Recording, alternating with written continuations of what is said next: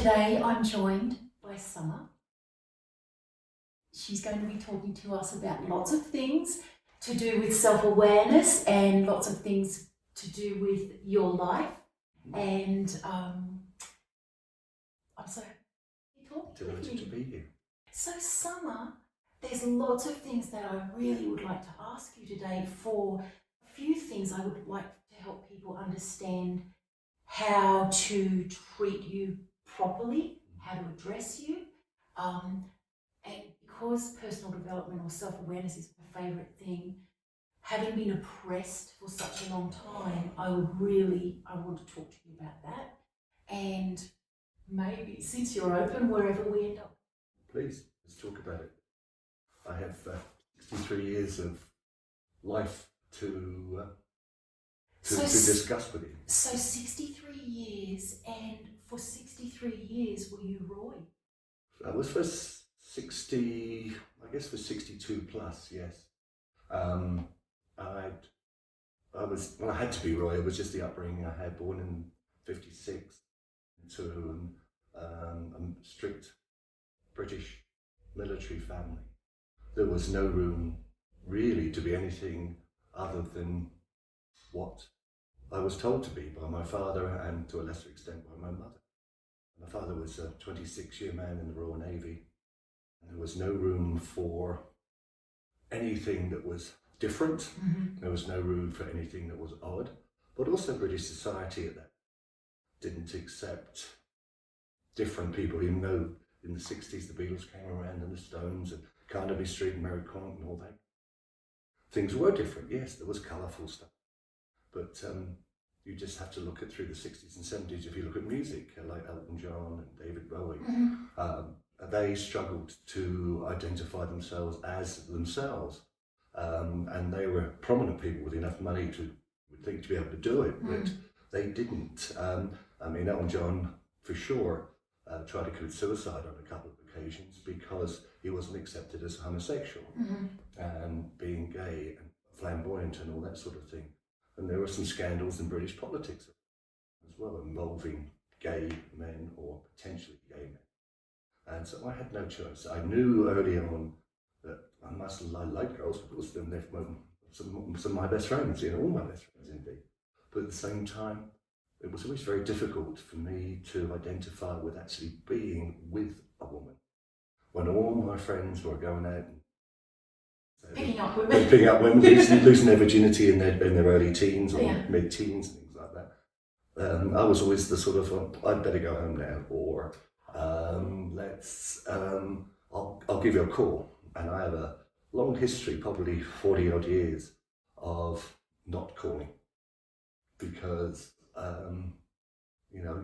I feared being intimate with a woman, but I couldn't express myself. And I didn't know where to go. We're still talking when I was in the 70s in England. I didn't know where to go. There were no, as far as I knew, and certainly not in my hometown, no gay bars or gay pubs or anything. So you were completely isolated. I felt so alone, yes. Yeah. And although I played team sports and all that kind of thing, I always seemed to play the individual. I was a goalkeeper. Right. So, Right. I would sheepishly kind of look at the other guys in the shower and things like that and think, I wonder. But life went on. I went through school, did a little bit of further education, and began to see that, this was definitely, girls weren't for me, but, I couldn't really express myself. And during the time I was still living at home, I did have a couple of, more than a couple of occasions when I raided my mother's not so stylish clothes, but the thrill of putting them on and realising that was good, dabble with makeup and things like that, hurriedly put it all away before they came home, completely secretive in my own world, nobody knew.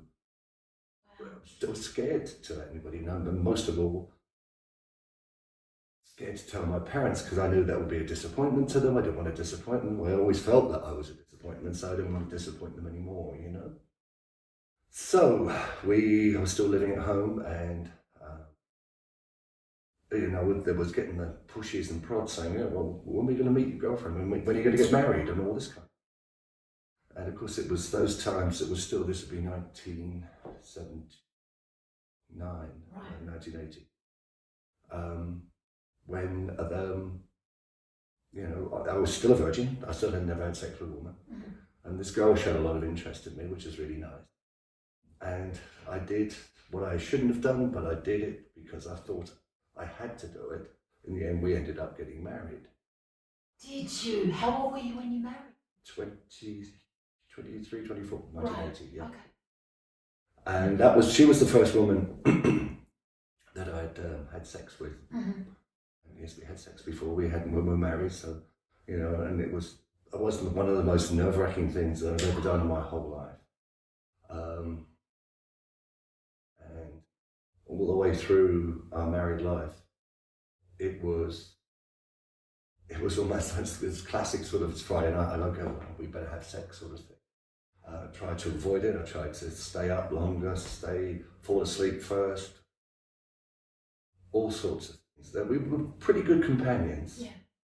But that's all I ever wanted was a friend. A friend, yeah. And it was strange being around her clothes all the time. One-on-one. I realised I just loved the feel of the fabric. I just loved it, and I more and more took an interest in fashion, but I still couldn't express myself. Right. Although one day one of those classics, I thought she was away type of things. I was all dressed up and she came home and found me, and I said, I really enjoyed her. What was the response? First she was kind of, whatever. And then she asked if it was a stimulus. Okay. And maybe that might improve our sex life. Right. If I wore lingerie or makeup, heels, whatever. Yeah. So we tried that for a while. But that seemed to get old in a hurry, and I'm sure it did. I can't expect it to have been a long-lasting thing. It certainly did spice up our sex life, and it's probably the only time I really did enjoy having sex with a woman, because it was a special occasion. I got all dressed up, and, made myself look good. And perhaps I'd look a bit better now, but So you had permission for a little while. I did. Yeah. And that, of course, fueled the fire in me. And then, I guess because of my honesty, my lack of interest in sex, and downright not being very good at it. And if you said there was no holds barred, I am not the most well endowed male person either, which, all rolled up. And so her sex life was terrible, so she found a lover and eventually decided to call it off. And after 6 years, that was... So what were you, about 30 then? I was 30. And where to from there? Cheersing you. Cheers to this. Thanks for sharing. Pleasure. So, 30, I was the most relieved person in the world. I didn't have the responsibility of being a man, being a husband, being a lover. And then after that, there was another 10 years before I came to the US. Those 10 years, I set myself I guess in modern world you call it the bucket list. A list of things to do to try and, shall we say, change the course. Obviously, I was living in a different. Not obviously, but I was living in a different city and not living around my parents. But the duty was I had to see them every 4 to 6 weeks, whatever it was. Yeah. They visited me, I visited them. And I had to behave. And when you get married again, and all these things. Why did you get divorced? We'd been married for whatever it was, 30 odd years. I mean, if they were alive now, they'd just celebrated their 64th wedding anniversary, unfortunately. But we'll come to that. I then learned to snow ski, to water ski, windsurf, did all those, sporty things, But it always in my heart, when I was away, say skiing in the Alps or something, knowing that those cultures were a little bit free, there was always that hope that a man might chat me up. I was always hopeful. It never quite happened. Maybe I just didn't put it out there. Maybe I was too nervous. Maybe I wanted it too much. Maybe I was just trying too hard. I don't know, but it never happened. Anyway, it's my mid-30s. So it was kind of this watershed moment. What's stopping? I spent a lot of money on clothes and makeup. Started going out to a freer society in London. Okay. I wasn't living in London, but it's a 40-minute drive, 45. Yeah. So you found some places to express myself. Yeah. And in those 5 years before that, after divorce, I probably ended up in bed with maybe 2 or 3 women. And I always felt nervous. Yeah. Inadequate. And I don't know, it just didn't work. And so I knew that women weren't. Yeah. Anyway, so I started going out in clubs and bars in London for 4 or 5 years. And I had the pleasure of my first male lover. That was it. I knew that was to be. How old were you then? 36 or so. It's a long time, isn't it? And I remember the joy the following day. Of course, then you go into the remorse and the guilt and what would mum and dad think? Because that's the way I was conditioned. Yeah, What does society think? What does mum and dad think? Okay, there are a lot of gay men around. I'm a cross-dresser. Not realised that I really wanted to be, a transsexual. It was the clothes and the experience. That was the fun at that time. It was all very new when I was. And anyway, I worked. Of course, I'd always worked for these conservative groups and things. And anyway, I was always looking over my shoulder to see who's judging me or who's going or whatever. So at that time, were you a gay man per se? Yes. Yes. I mean, you was dressed as Roy in the day. But I had to, like I do now. I don't do my 4 days at the restaurant. Yes. In my suit and tie. But that was different then. I was Roy dressing as a woman then. Yeah. Now I'm a woman dressing as a man when I go to work. Okay. Big switch. Yeah. Yes. And that is it. I mean, when I put my pants, tie, and jacket on for work now, that is the only sort of 48 hours a week that I wear male clothes. Even if I'm lounging at home, I have Victoria's Secret pajamas or cute little bed sails like that. But then it was there, and of course you go through those periods. Again, I was still pretty lonely. I had a very, very good friend. She was we got on really well. She was exactly what I wanted. She was a companion. Yeah. And of course, one day I had to tell her because we were that good. Well, it wasn't quite a question of telling her. She showed up at her front door. Hair. How'd it go? Badly. Oh, how badly? Well, we basically spoken. She was so shy. Yeah. And she was it's not a comment, it's not racist or anything. She was Jamaican. I thought she was a free spirit and, an island girl and all that kind of. We've had a lot of good times. Wow. We slept together a lot. Unfortunately, I didn't have to perform, but because we just fall over drunk together. Because she was a great companion. You're good great friends. Yeah. Yeah. And that coupled with, that was a final sort of, so I put it all away for a while after that. And then the same time, my life changed dramatically work-wise. I'd been with Scottish Newcastle breweries for 17 years, Orway Brewery, a variety of breweries. And the cuts were made and it was time to move on. Okay. And I got it paid off and I thought that was the end of the world, I was a national sales manager and things like that. And then I suddenly thought one day, well, you know, I was just coming up to 40. And I thought, well, what are you going to do?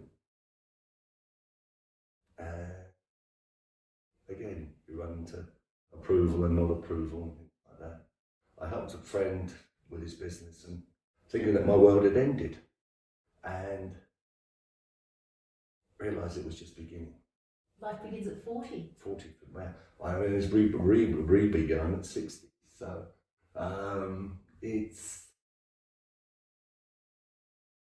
I sold my house, paid off all my debts, bought a round the world ticket. And Aspen was the second of, I think it was 10 allowed.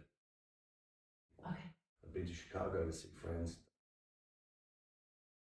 And then I landed at Aspen for 6 weeks.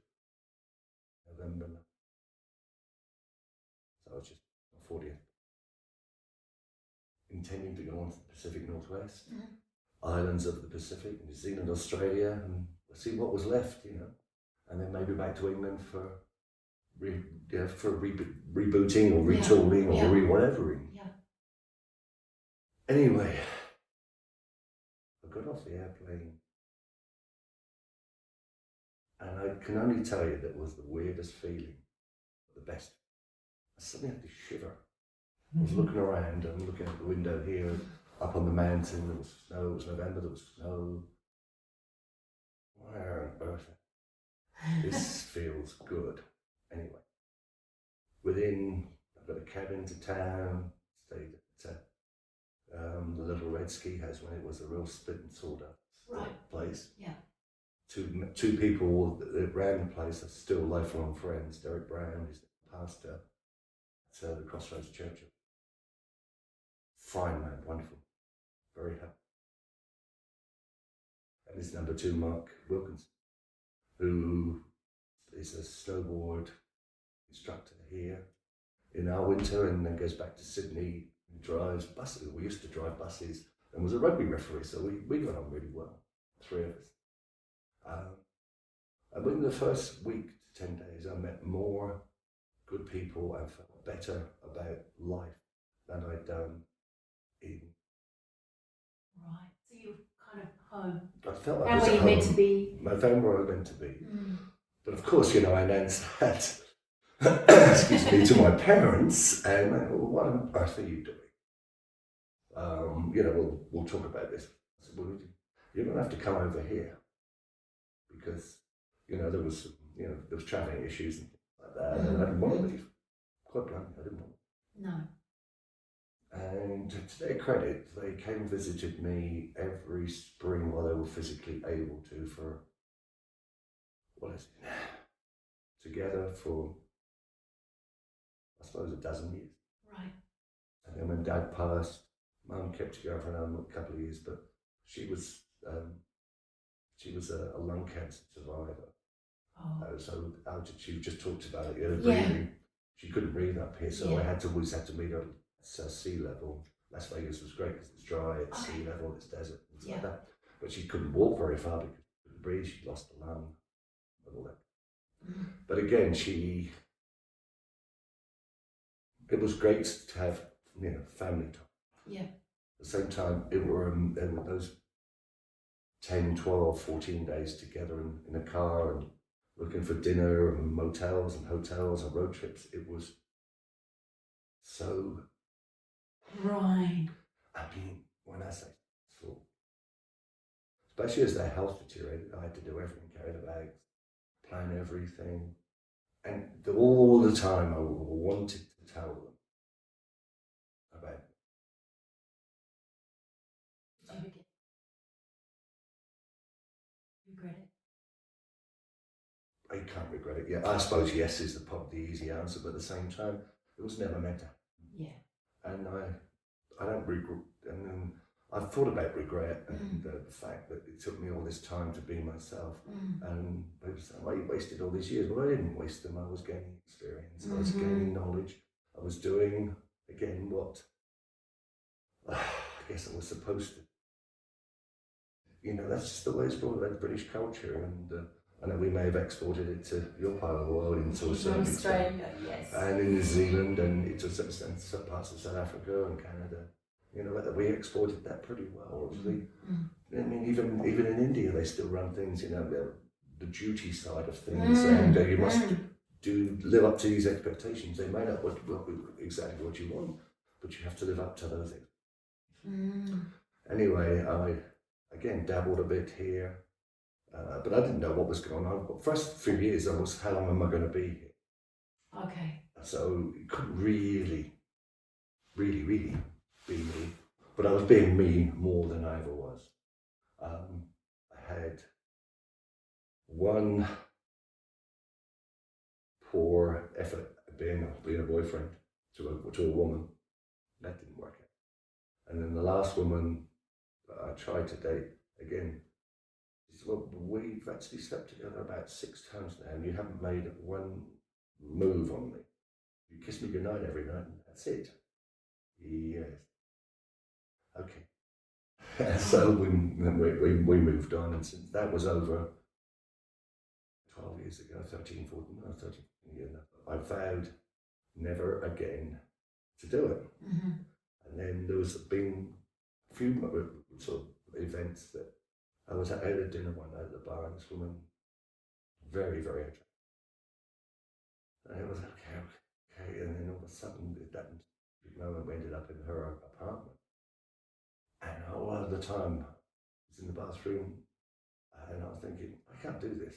But it was one of those get out of jail moments for me. Yeah. When I got back to bed, she passed out drunk. So thank goodness. Thank goodness. And in the morning, we sort of both woke up a bit woozy and probably a bit hungover. And that was it. That was the last time. And after that, I started thinking more and more about myself and talked to her. And it went through the thought process. It's quite like this. If it's keep on talking. well, they were mainly female. Yes. Well, if you don't like sex with a woman, that's fine. Yes. So how was the next step in your life? And I said, well, I don't see myself as man on man. No.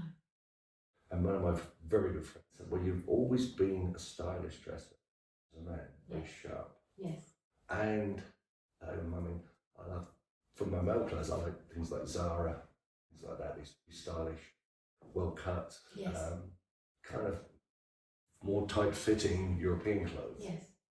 And she said, look at you now. And I said, put a bit of lipstick on, you'll be fine, And I said, you mean, she said, well, the next thing was, she said, well, do you want to date a queen? Or I said, no, I'm not feeling that either.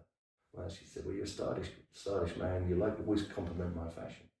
Maybe you should wear them. And I said, yeah, here we are, the circle is complete, but this time I went full on.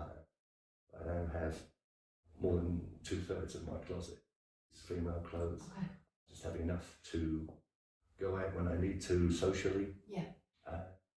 My work clothes, but the rest of it is summer clothes. I spend as much time as I can. Summer, as I said, when I'm at work, I'm a woman dressed. Now, in front of this camera talking to you, do you feel so comfortable, so happy as a woman? Well, I met you as Roy, and you've got beautiful energy, full stop. So, and then the next time we went out, you were Summer. And from what I understand, it was a really big evening for you because this town is quite small. It is. And you're involved in these social arenas in a big way. So it was a big thing for you to go in there, into the particular bar that we were in. Absolutely. In that lounge, that's my sort of rec room, or Roy's rec room. Yeah. But I announced myself and was obviously well greeted by yourself and your friends, and no one blinked. And let's talk a bit more about all these people that you know so well. They seem to be so welcoming. I mean, as they should be, but how finding it? I was talking to some people the other day, and this is how I've expressed it on many occasions. When I first announced to the world exactly who I am and what I am, that I'm a woman in supplements, I want to live as a woman full time. Yes, I want a boyfriend. You know, perfect world, I'll get a husband. But you know, we know how difficult that type of thing is. But I sort of in my mind had my bags packed, Right. ready to leave. Anyway, I pressed the button and it was on Facebook first, then Instagram.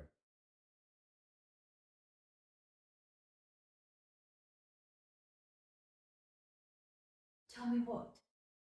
You put a post I put half a dozen, 5 or 6. of you dressed as someone. as Or someone. you as some. Me as me. Yes. Me as yes. And You as you. I. Oh. What? Yeah, some people already knew because I'd been not as discreet as I could have been. Okay. I'd been out to a few bars, really test the water. Yeah. Been welcomed. One of my really, really good friends, she is in the service industry as well, works at this restaurant. And I'd gone to the restaurant one night, stood at the entrance of the bar. It's an outdoor bar. It was very apt that it was a summer bar. And I just couldn't step in, it was just so busy. And anyway, within 30 seconds, she called me back or texted me, "Get your in here, we all want to see you." And I stood there. I mean, first it felt like a novelty. Yeah, right. Everybody, you know, are people just being nice because they can't say anything nasty because discrimination or whatever, you know. Right. But I wanted people to tell me exactly how they felt. And it was a welcoming thing. And the same girl in the service industry was the first person to respond when I posted on Facebook. Okay. And I said to her, "What have I done? Shall I take the picture?" "No, it's you." "All right. Now, feel the love." No. And since then, within the next 48 hours to 72 hours, I had probably 1,000 messages on Facebook, Facebook Messenger, Instagram, text, email. And these were all people that you knew? You know, people that I knew, who, even some people said, "I hardly know you. I'm really proud of you. You're wonderful." People who've met me at the bar, you know, at the restaurant, you know, I'd sat them as guests. People, I never thought some of these people hard-assed and, you know, reactionary, incredibly conservative. Doing it. The chef partner of one of my favourite restaurants came in, you know, a few days later with a gift card for the Cosbar, Aspen's beauty centre. A $100 gift card for there saying congratulations. And that's the sort of thing. So I didn't have to pack my bag.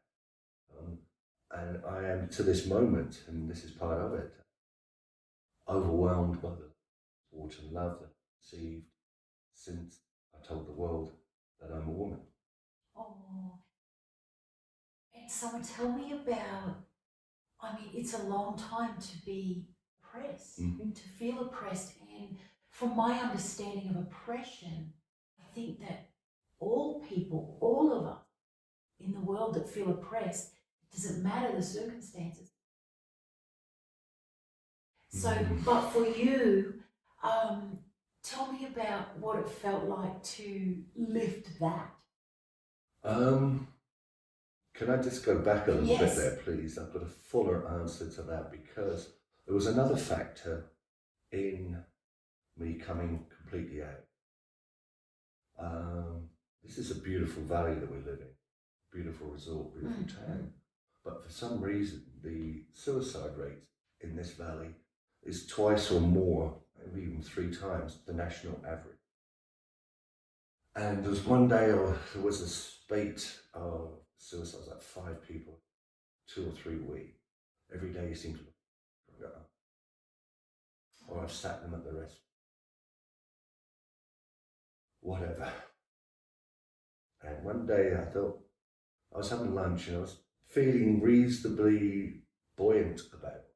I thought, why did they do it? What secrets were they taking to their death?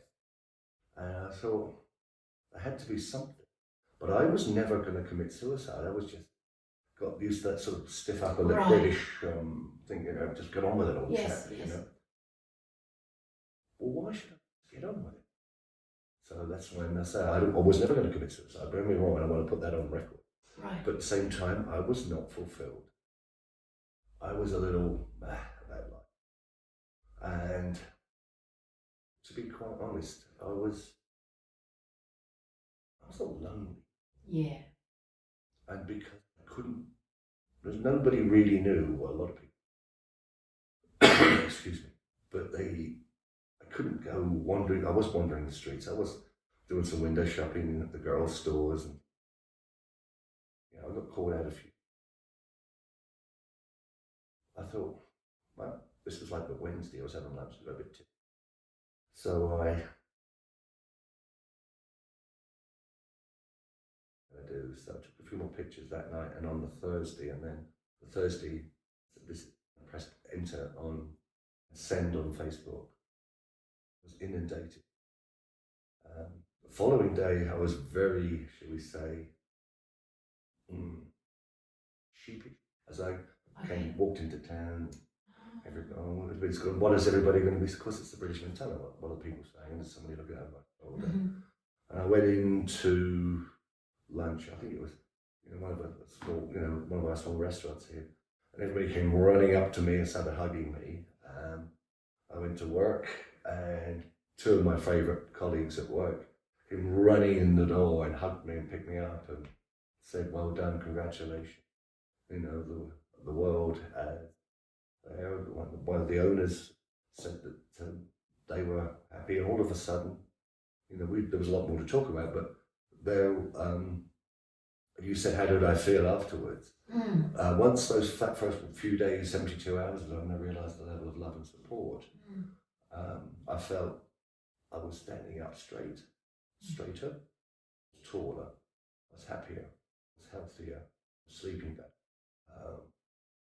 everything like that, and all positives in my life. I didn't care as much.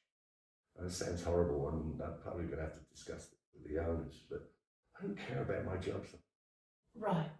Because it's just a job, whatever, because I'd actually thrown myself into work as a therapy and a distraction. And it's a distraction. Yeah, to be away from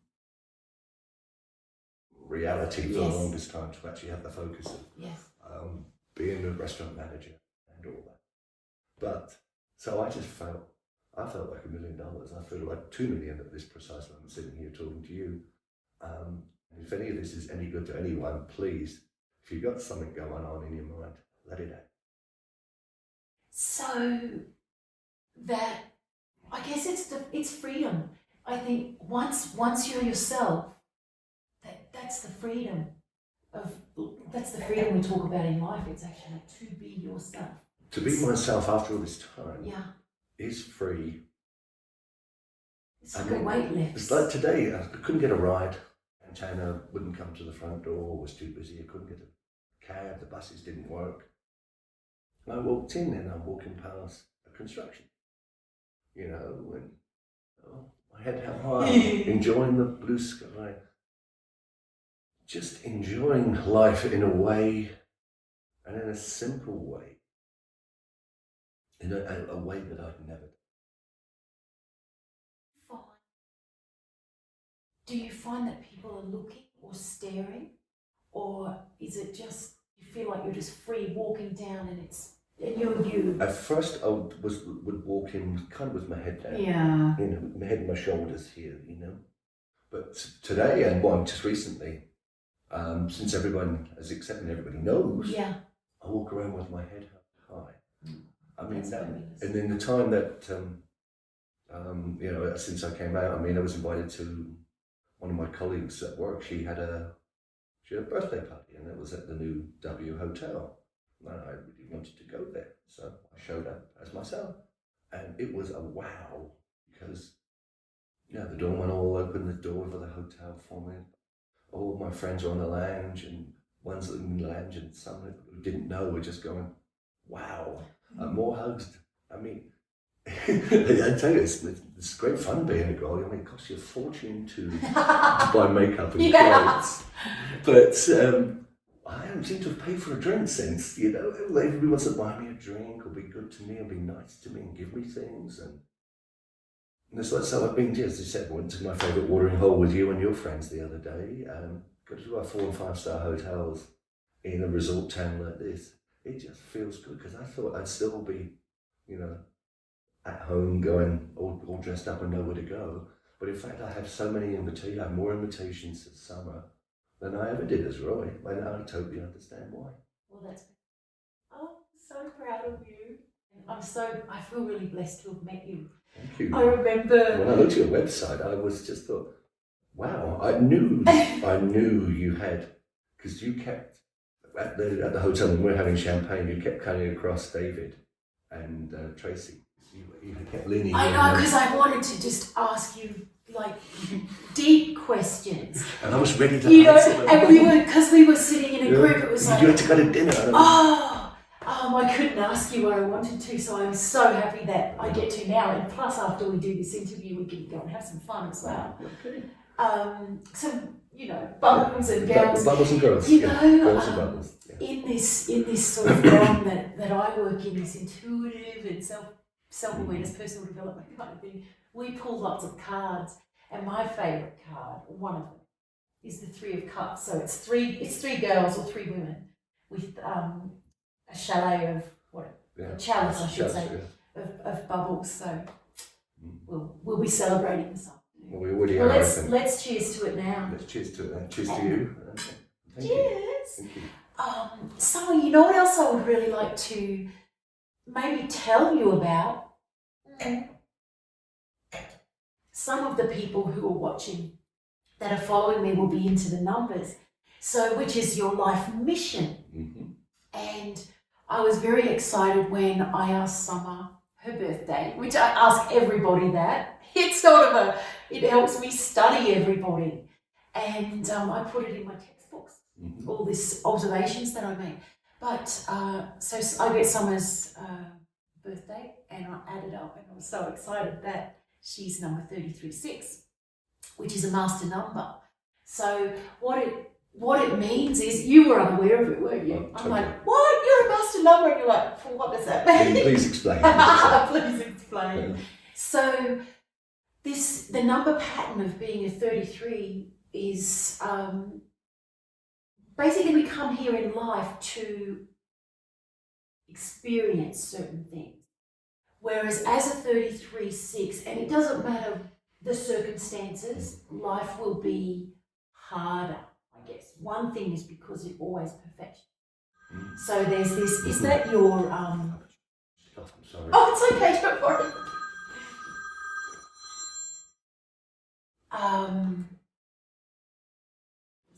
One thing is because, I think I just said that you're perfection. It's so much more than that. There's a lot of self-doubt that comes in. And the thing is, with your energy, it's so warm and welcoming. It always is that, even if you feel in turmoil inside. And I think because of that, this mission is called a counsellor. You're a natural counsellor because people spill their guts. They do. They'll have done it all your life, right? And I was never able to do it the other way for a long, long time. Yes. So it's magical now because you can correspond both ways. Me personally, I only usually want to talk deep stuff. So I know all about the people and how they feel and what's happened to them.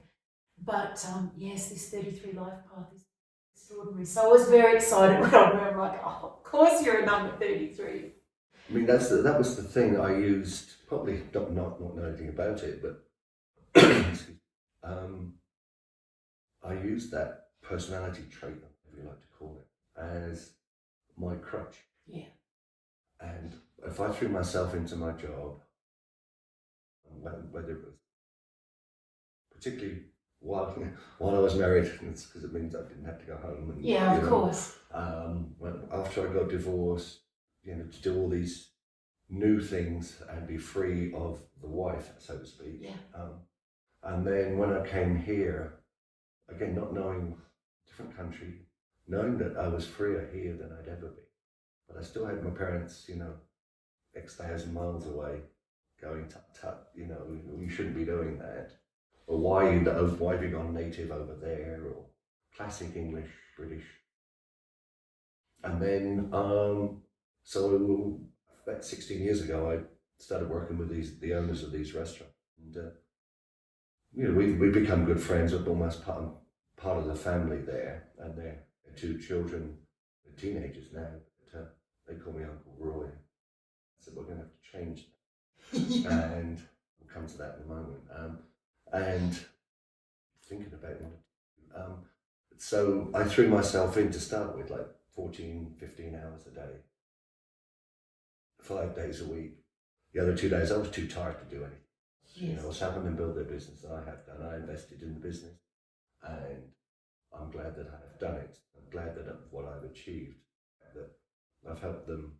Well, as general manager, our restaurant became the #1 state in Colorado, according to the Food Network. I take a lot of pride in that. Yes.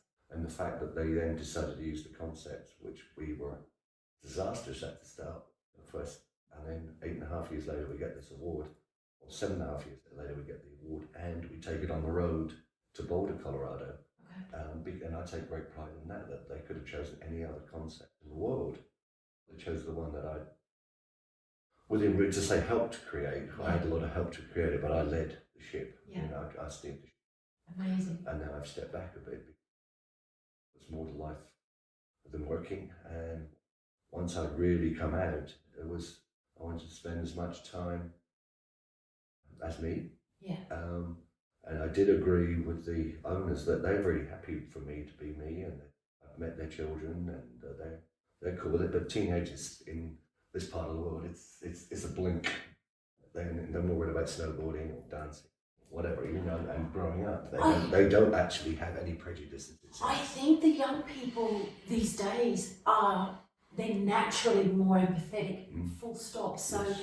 and I think, I observe it a lot, that the young people, it's just not as, well, certainly not in Western culture, at least not from what I've observed, they're much more open. It's almost like anything goes, and it should be, and I think it's a magical thing to see. It's a magical feeling, and that was, we did agree when I talked to the owners, and they are happy that I'm happy, but we've agreed that at least for the short term, that I wear, let's say I'm a woman dressed as a man when I'm managing the restaurant. Okay.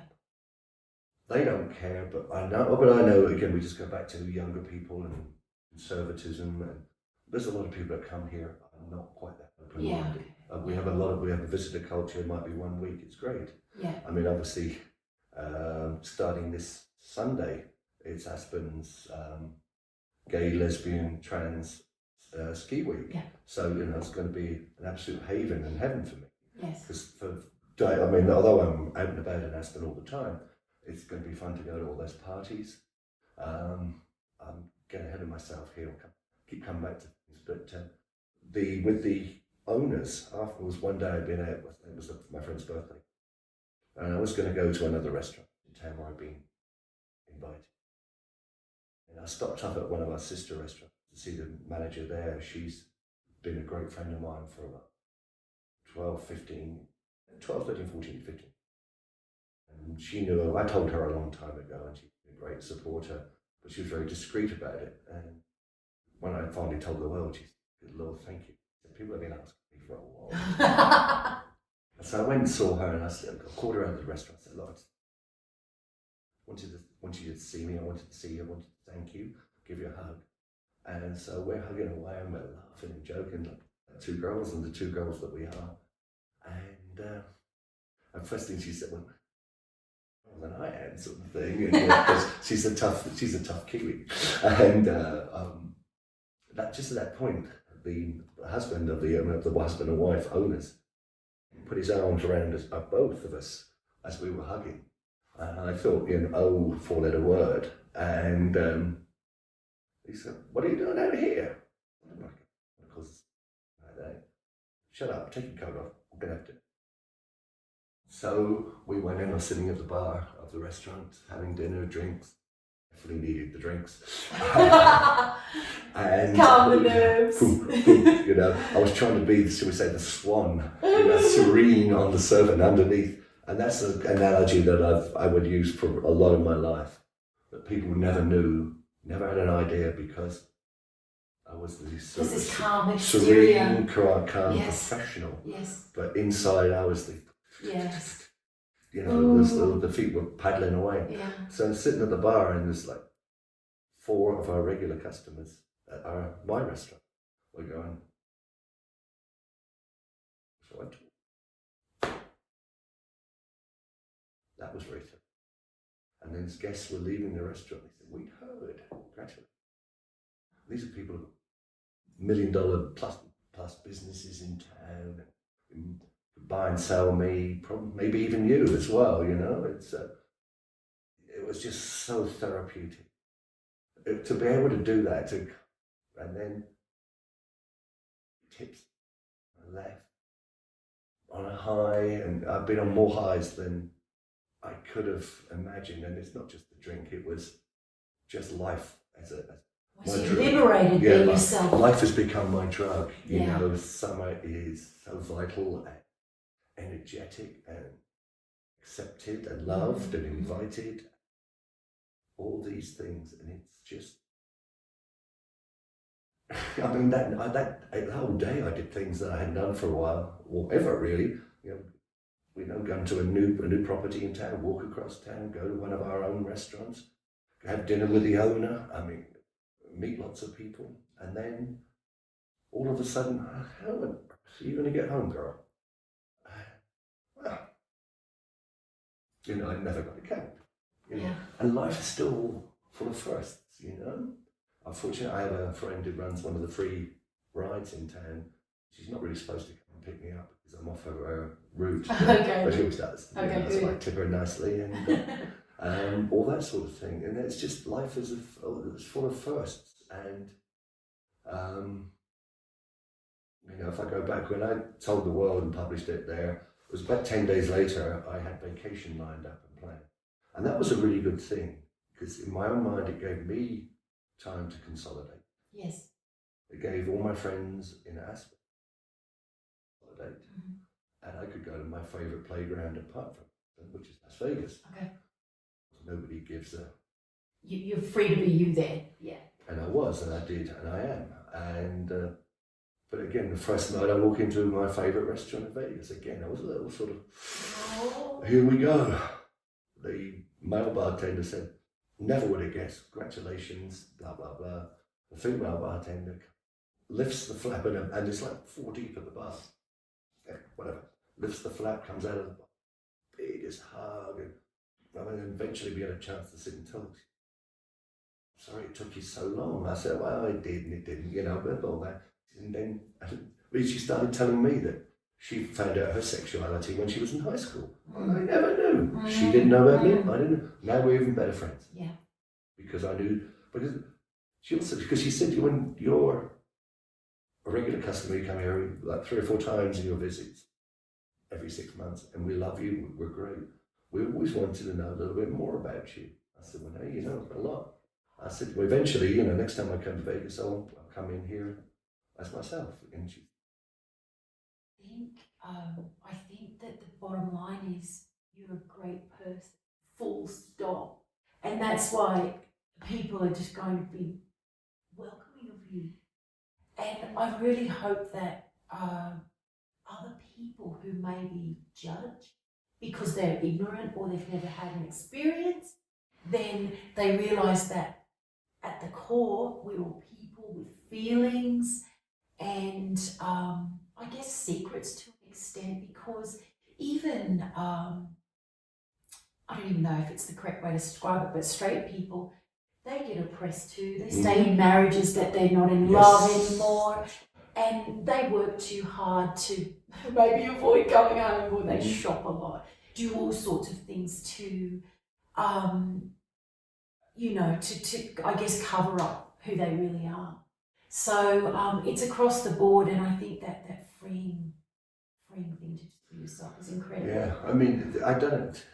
Before I really fully came out, everybody used to ask why I went to Las Vegas, and certainly the last 4 or 5 visits before then, I was myself there, knowing that it's easier there, but it's not. Baby steps. Yes, but it wasn't. You suddenly realise that that my hotel room is right at the end of the corridor, and there's like 1,000,000 steps to the elevator, and then you're praying. You call an elevator, you're praying for an empty one. You step in, and there's 4, and he's going, hi.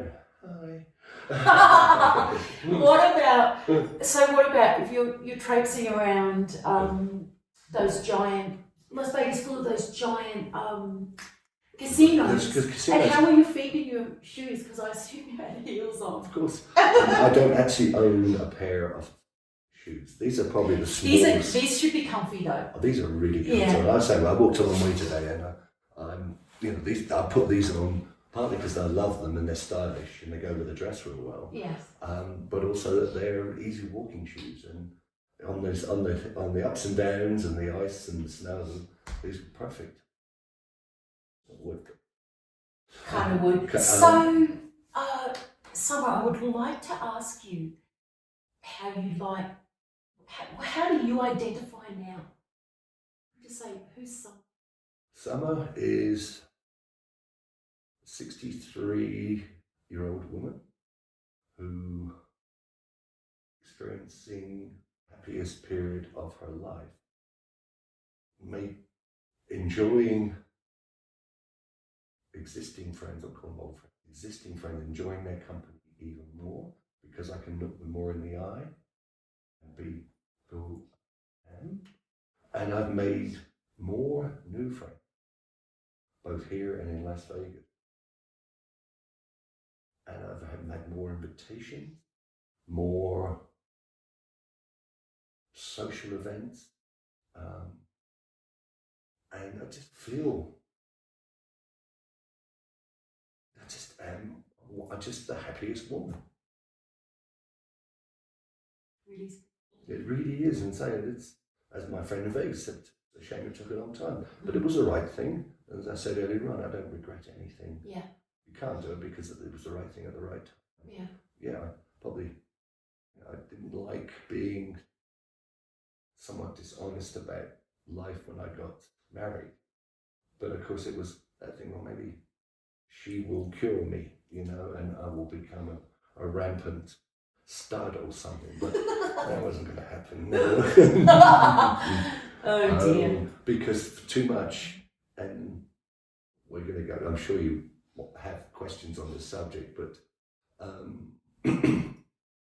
when I was in Vegas each time and I was being pursued by a gentleman, it was the best feeling because I always hated that, hello, what's your name? Can I buy you a drink type of, chat up line. She's not very good at it, and I didn't want to do it anyway because we ended up in bed. It was going to be a horrible experience for her and for me. So, but when I'm in Vegas, I'm sitting here like this, like we are now, and a guy comes and does the same thing. Hi, how are you? What's your name? Can I buy you a drink? And all of a sudden, and it's a wonderful feeling. And when we go down, we talk about Vegas, is because that's where I expressed myself fully the first times, and realised it really was me, and blah blah blah.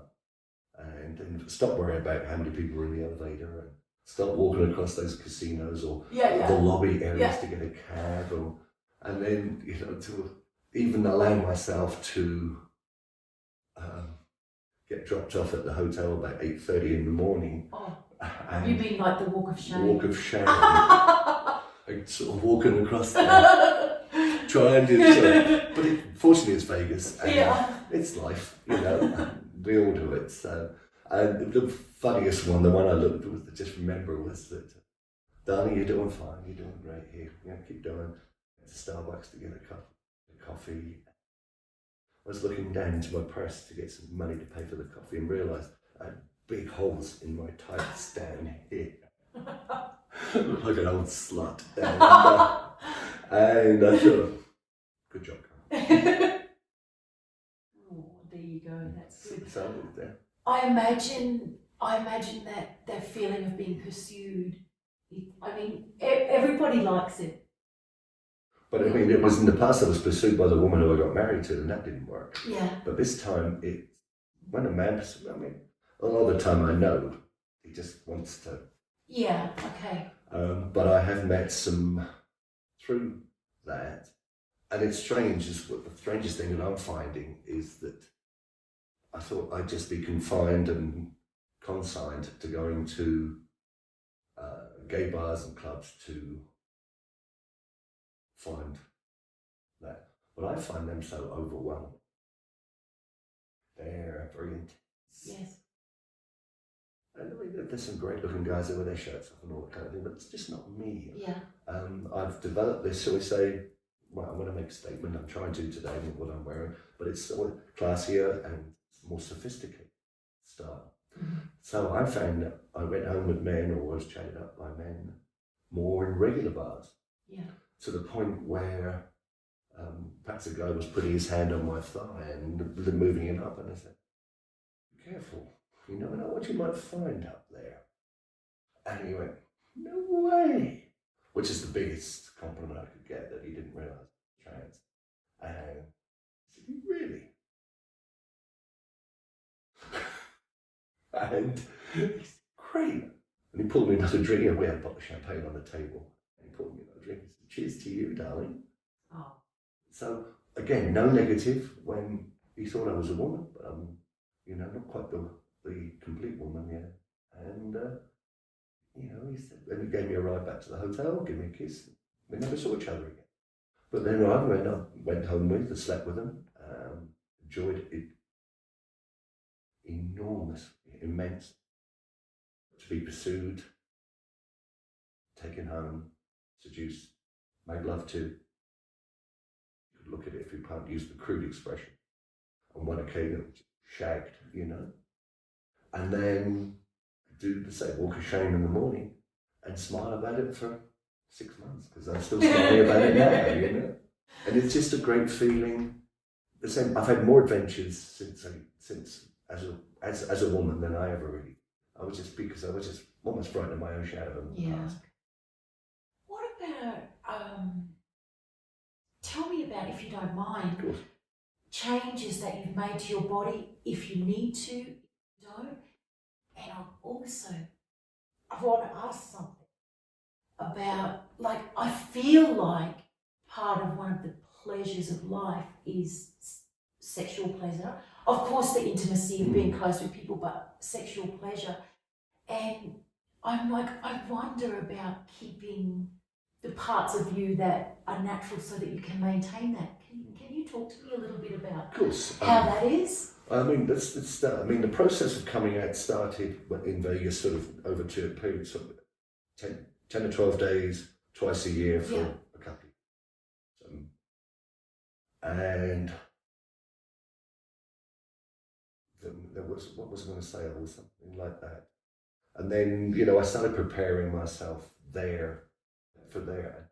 And about a year ago, I changed my diet completely. Working at the restaurant, I was able to eat off the menu every night. Okay. The problem is I wasn't eating till 10:45, 11 o'clock. And it's a steak restaurant. And I was eating steak and a potato or a vegetable between 10:45 and 11:50 every night. I'm not really enjoying it, doing it, just like cussing this morning, eating what I'm entitled to, I might as well eat it. And then I thought, it's a waste of money, I'm not enjoying it. So I stopped eating late night meals. I've never been a snacker with potato chips or tortillas, strips or anything like that. And there's now it's 5 days a week. I eat one meal a day. There's a couple of days where I really do pile in food because I think I probably need to. But in the last year, I've lost 28 pounds. So, and you're so slender now. It was all part of the process. And in the process, I've gone down a dress size. Yeah. I feel healthier and happier. As I said earlier on, I'm taking some supplements which are enabling my breast area to grow, which is just grows from hormones. Yes. Yeah. And then the downside of that, or the side I don't care about anyway, is that other parts of my genitalia are shrinking. But are they still sensitive? Like pleasurable sensitive? I don't know. Okay. The gentleman that I was with when I was having my sex tour of Las Vegas didn't necessarily touch me there. Okay. And I was so much more intent on, I don't know, it sounds really old school female, but intent on pleasuring the man. Okay.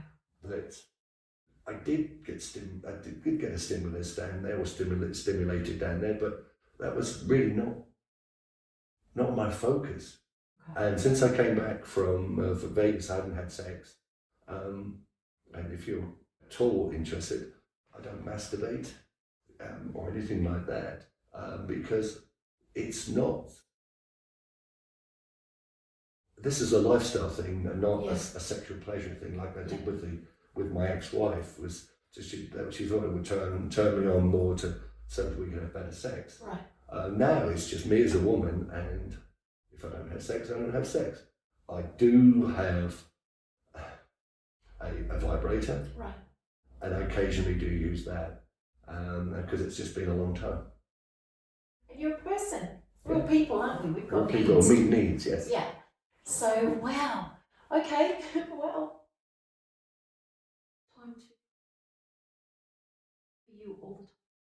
It's getting there. It will be. I have a feeling I'm going to, the way I see things going is that my woman dressing as a man time is getting less and less. It's very frustrating. And it's kind of weird because the majority of people now call me son, even when I'm dressed as a man. And that's a great feeling. And I want to honour them by being myself and looking myself.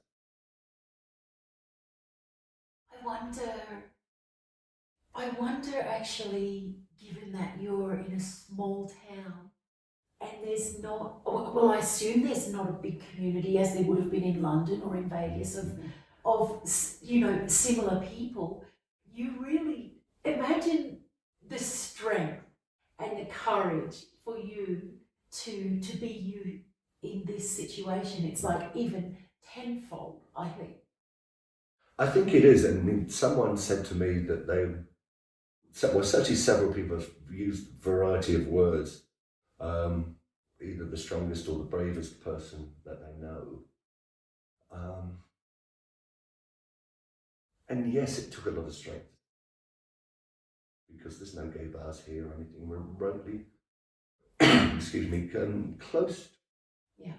So I'm going to straight bars and regular bars and restaurants, relying on people being good people. Yeah. And I would say that's happened all the time. Nobody. I notice I work with someone who's from Eastern Europe. She's not even really Eastern Europe. It is Europe, but it's one of the old Russian SSR states. Yeah. And he's the only person who doesn't talk to me. Oh. So he knows. It's kind of a little bit like we talk about football, or soccer, or music, or shows, or work, or whatever. But he won't talk about me. Well, that's fair enough. But everyone else says, well, when you're coming in, I mean, restaurants have, there's always an open chair ready for me at a restaurant. And people just want to meet me, and it's been a really good feeling. And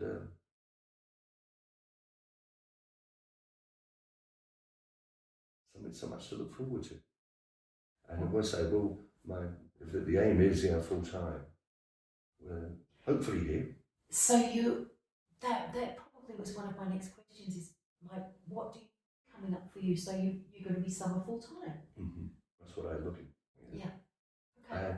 And to go back to the community, I was out with some friends when I'd been to friend's manager of a clothing store in town, a bit like Scalable. Went in, browsing.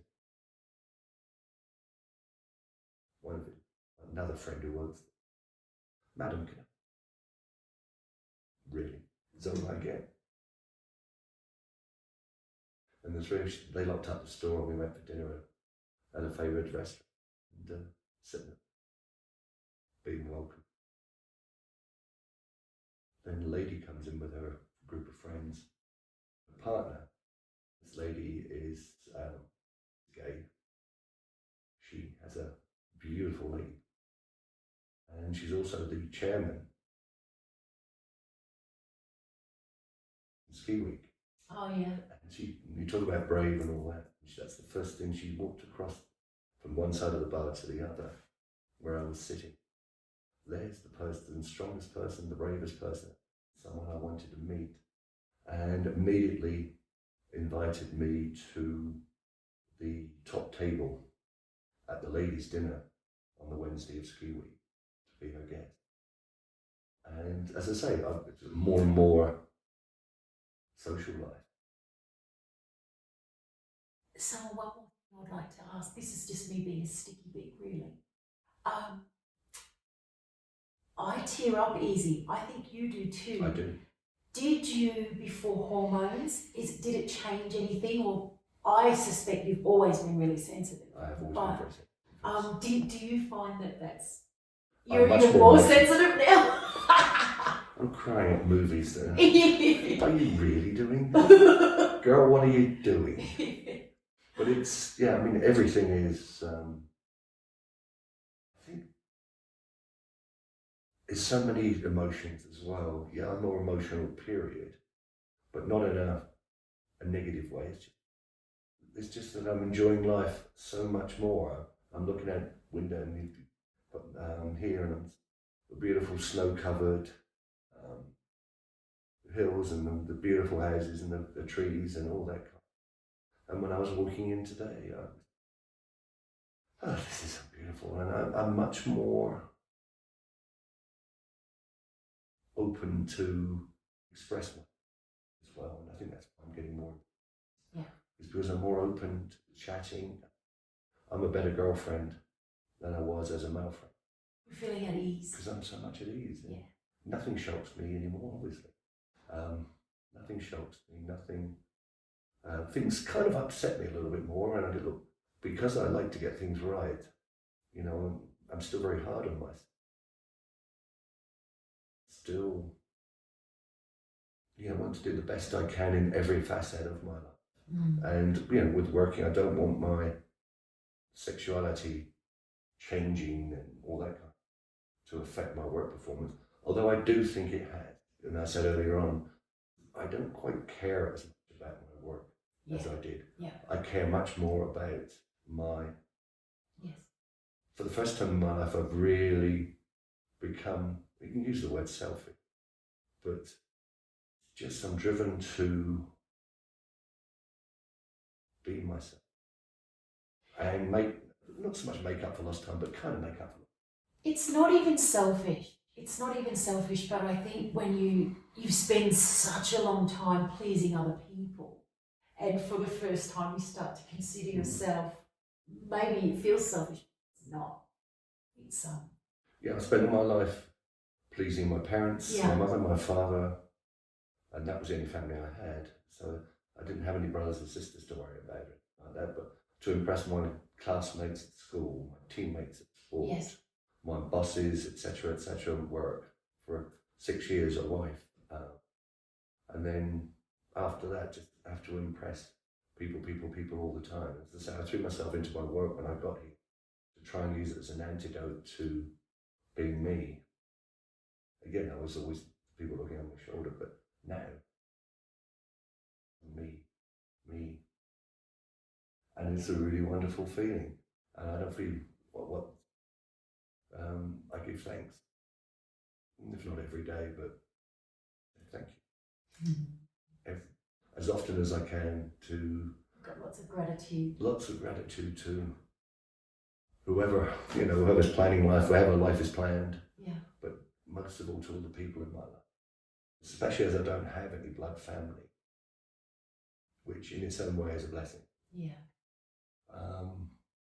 And the people who are now my friends are my family. And so I keep making new acquaintances, friendships, new contacts. And see, from here, I wonder what happens from here. We'll see when we could do a follow-up, and maybe this time next year. Let's do that. And because how long's it been now? Just a few months that you've been summer much more. June and July I started in town here. Yeah. And then I posted everything. It was mid-October. I did say to one of my friends, close friends at work, that we can get my, she calls me. You've come a long way in a short time. And now I think about it, very short time. It's only 3 months. I'm just counting on my finger. So it is a short time. It feels like forever. Well done. Yeah. Well done. I've all spent a lot of money on clothes, and I've done makeup lessons at the MAC cosmetics store in Vegas. Yeah. I had great lessons there, and shows you how natural it was. I was still dressed in my male clothes. He said, "Well, this is going to be your makeup, and you spend $100. On products. On products. That's easy. Yeah. As you know, I spent almost 200. And she said, before you go, I'll give you a cloth or rag, or whatever, a wipe to take your makeup. I go to the store, pay my makeup, my bag. And suddenly the next thing I realise, I'm in Victoria's Secret buying underwear. And I still have all my makeup on, but I'm still with my male clothes. That's how natural it is. And then just before Christmas, again we went to the Cosbar, husband's beauty centre. One of the girls, "Why didn't you come in?" And they're friends and family. How was it? So I walked on in, and suddenly 4 women and a very attractive young man all over me doing my makeup and all that kind of. I'm like in the chair with getting the eyes done, open up, blink, blink, blink. And one of the investors in our restaurant business, she's standing there going, "See, you look so happy. Wish I could sit next to you and we could both get our makeup done, and it was." That's wonderful. So, so I have come a long way, yes. And,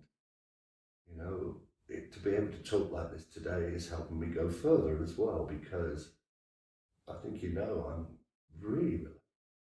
And I expected to be a bag of nerves. But in fact, when I was walking in, maybe the walk did be good. I suddenly walked off some of the tiredness. Just finished my working week. And it was to walk in here to a wonderful welcome. And you're so easy to talk to. That's the first thing I realised. To talk to. And we were introduced by mutual friends who are incredibly nice people, who obviously wouldn't introduce me to you and you to me unless we were all nice people. Yeah, exactly. And it was, it was just suddenly thought, then, I can talk this. No. Ever. Because I've never had. Everybody needs someone to talk to. And that's don't they? But now I have that. Yeah. I have that, and as I say, more now than I have. Yeah. Just the feeling. It's a joyous feeling to know the people It's not about, and especially we live in this wealthy resort, it's not about, the people who introduced us are obviously quite comfortably off, but it doesn't matter. They're just really nice people. Oh, I think it's about people connecting, isn't it? People connecting, and we connected from the first time I saw you, and so the second time we were, whoa, let's keep going. Yeah. And it's quite, it's just quite remarkable to be able to talk like this, have it recorded, and whatever you do with the edit. I mean, a long blog, so this could be like a six part. Yeah, maybe I'll cut it into parts. Yeah. But synchronicity brings us all together. When we meant to, because I feel like connection is, the time when you meet close girlfriends or people who become your close friends, partners, husbands, whichever they are. There's a special, and we can't contrive it. It's there or it's not. And that's what happened with us. Yeah, we did. I've always been good at the friendship side of it. I've always been a good friend, reliable, but I'm a better friend. Yeah, it can be you all the time. And then if more you. More you. I mean, if you don't have to come running into the room, hug me and say, I love it, congratulations. But at the same time, if you don't like it, you're more than welcome to come in and tell me if you want to. I don't understand it, and I will sit down and explain them myself to, if they're interested. Yeah. But no one's actually done that. I say there's a colleague at work who's like a little bit like the elephant in the room. But at the same time, we're still friends. Good. It's just uplifting to be able to know that this morning when I got up, I've got a purpose, summer things to do, and a lovely opportunity to express myself. Go get dressed up, first of all I planned what to wear about a week ago. Which again is all part of the deal for me now. Is what underwear to wear, which tights I'm going to wear. I knew because it's middle of winter here, so I was going to wear a sweater dress, but it's not just a sweater dress, and thing, but in the boots and doing my nails this morning. I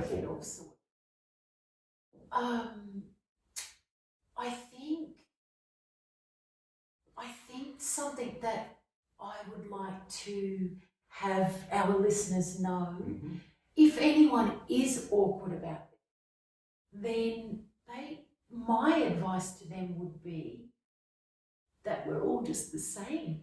Yeah. On the inside, we're people who want to be seen as a person with a heart and feelings, and we all want to be recognised and accepted. Yeah.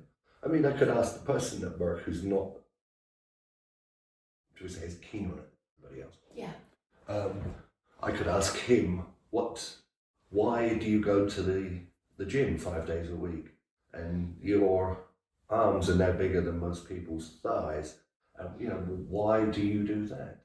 I mean, we're all different. I have no interest in walking.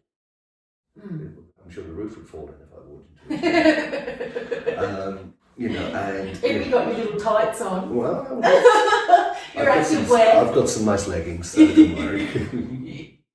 But I had some very wonderful gold sneakers. They're the only flat shoes I've got.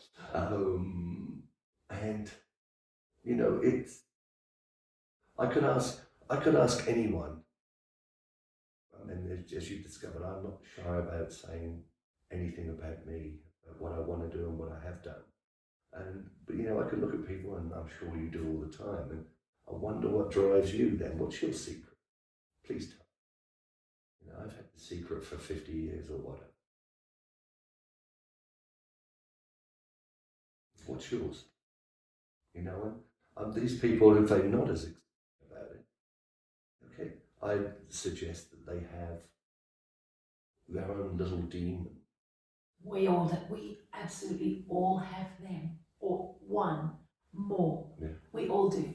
No one is here without that aspect of themselves. I think it's just about when When they to express it. realise or Yeah. when they finally also get the courage to But I think that's. express it. I think I never would consider myself, should we say, a brave person, but at the same time, I think I have been about as profound as I can get. But I was brave to not be myself for the long time. I lived my life That's as a heavy, isn't it? I to Burden. there's this burden to be straight, clean cut, doing the right thing, my own good job, good wife, good house, all that. Unfortunately, one part of it was supposed to have children. You know, I was always tell my parents and her parents, well, we've both got careers. You had backup answers. Backup answers, and I've had them all my life. Yeah. The fact that, I've always had I've got to get up early. Or playing football in the morning, but whatever, playing cricket or whatever. And, any way of getting out of not taking the woman home or, doing well, but kind of doing what I was supposed to. But say brave enough that I was free of all that now. Free of it. And then when I just now, it is a great feeling to when people call me brave, I know I'd say, but it was brave. It's brave. And I'm a stronger person than I realised I was. I always was a strong person because I was strong enough to not be myself, strong enough to do the right thing. Yeah. But now I'm strong enough to be doing my thing. Yes. Really. I mean, really, really, really. So, Summer, in summary, not even in summary, what you were to, I don't know if it's advice. How would you like to finish this? What would you like to say to people who might be keeping a secret? Don't express it, please. As I've said, one of the triggers for me was loss. First of all, the loss of my parents. It's sad to be without blood relative, but at the same time, wherever they are, I hope it's in a good spot upstairs, enjoying life together, because they were together a long time. But not have them physically on the planet, looking over my shoulder all the time. And every time I spoke to them on the phone, it was not, are you coming home? But and when they came and visited me, they just still didn't get it. So it was passing of them. So the mass suicide rate in this valley is getting worse and worse. Since I've lived here in 23 years and more, I've known in excess of 36 people who have taken their own lives before. I don't mean just sort of, that doesn't count the people who've took the wrong turning or the wrong ski run and got swept away. I mean, technically suicide, but it's not. They got killed, or they fell off a rock or something. But people have physically hung themselves, shot themselves, whatever, overdosed, whatever. And to say I was never going to be one of those statistics, but at the same time, they obviously had a demon, whether it's gambling, or drink, or drugs, or sexuality, or whatever it is, inadequacies, not feeling in tune with life, feeling an outsider, feeling lost. Yes. If you feel any of those things, express them, whether it's to a counsellor or a therapist or a guidance professional like yourself, or just come. I said to all the people that I've known who commit suicide, when I saw the notice or heard the news, you silly whatever, you've got my phone number, you know where I work. I'd have sat up all night with you for days on end just to listen to you, to try and without help you. judgment. No judgment. Yeah. No judgment, just there to listen before you put that gun in your mouth or put the rope around your neck, before you take too many whatever pills. Don't, please. Look for a friend, look for a counsellor. Call the cops. I don't know. Find someone to communicate with. Find someone to communicate with. you may feel alone, and there was many times in my life when I did. But you're not. No one's ever alone. Or that. You're only alone if you make it that way. Yeah. And I was in danger of totally making it that way because, and then I thought, well, took those photographs, and there was a period of, it was about 6, 8, well, it was a couple of years of photographs I've got. I thought, and I'd gone through names, things like that, about what I wanted to call myself, all that kind of stuff. And then told a few people, went out, had a few glasses of wine at a bar, and of course, it's a small town, so the rumour mill was running. And that's one of the best things that I was told when I came out, was one of my very, very good friends. At last, a rumour in this town is true. Congratulations. Yay, that's fantastic. So there, on that note, let's sign off, maybe next. And we are going to go and we're going to have our girls' bubbles afternoon, aren't we? Whatever you want, though. We're going to do something. I don't know where we're going to go. And we can stay or we can go. Well, cheers, everybody. Cheers. Thank you for listening. Thank you so much. Thank you for being very candid. Thank you for inspiring me. And see you all next time.